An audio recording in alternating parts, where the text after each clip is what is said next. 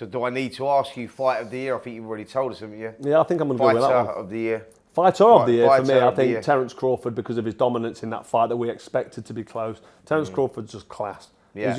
He's just levels, and it levels. He's only fight of the year, but it was just that, like you say. Because you wondered when Terence Crawford gets hit with a counter punch from Errol Spence, and Spencer's backing him up and being clever with his boxing, and we've seen Errol Spence so many times in top fights. We've seen what he did to Kell Brook, and we've seen him dominate in fights where he should be involved in close fights, and he dominates. But Terence Crawford went in there and just dominated him, and he outboxed him on the back foot with a counter punch. Then he was on the front foot counter punching, and he tore him apart and obliterated him. And I don't think anybody, not even the Terence Crawford camp, saw that coming, because that was a real solid, dominant performance at world level, elite level. So for me, he's fighter of the year. I'm with you. I think Terence Crawford, or I could go. I'm going to throw another name in there in Devin Haney as well. I think the fight with Lomachenko, I think he was weight drained down at 135. I think it was a very close fight. Like you say, could have gone either way, but he showed us there. He's got grit, determination, he's got balls, you know, to hang in there. And he showed that he can tough it out. He's a close second. As well as have that boxing skill. But I think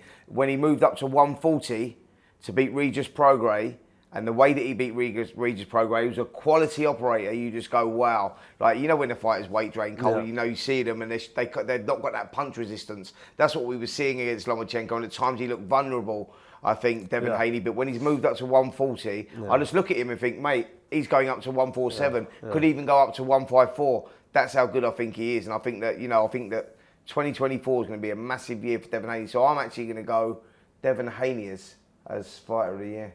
Yeah, you could. I mean, he's got a big future ahead of him, and he could very well develop into the next Floyd Mayweather, because he's young enough, and with the wins on his record and the way he's looking in that ring, the dominance of his performances, and Terence Crawford, you know, he's now towards the end of his career. So if you're going to look ahead, then you've got to go Devin Haney. 2024 is going to be a big year. Yeah, it's going to be a fantastic year. Hopefully with a close humdinger against Tyson Fury and Usyk, and then after that. Who do you pick to win that, by the way?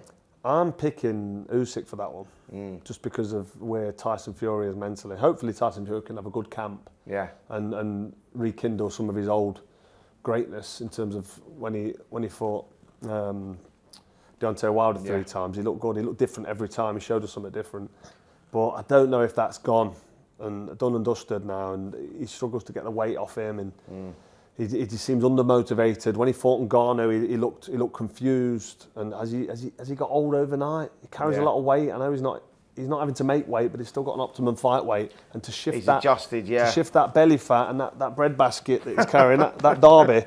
Listen, he's got weight on him, and that weight holds him up, and it's a hindrance. It's not a help, that isn't. I know you don't need to be structurally muscular and look like a weightlifter to be able to perform, but there's no benefit to having fat around your belly and your love handles. There's no benefit to having that. Once you're up to 18, 19 stone, another 2 or 3 stone. We saw that with Ruiz in the rematch against Anthony Joshua. He put on another 3 stone of fat, and he got totally outboxed, couldn't do anything. Living the life, wasn't he? So it's no good.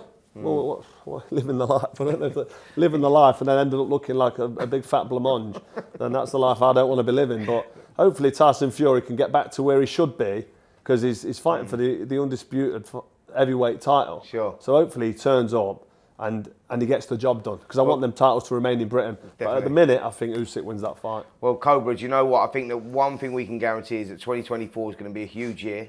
We're all going to have an opinion on these fights, the way they're going to go, but the beauty of what's going to happen is we do get these fights over the line. Like I say, we all have an opinion, but no one really knows, because I think that 2024, we're going to get some absolute humdingers.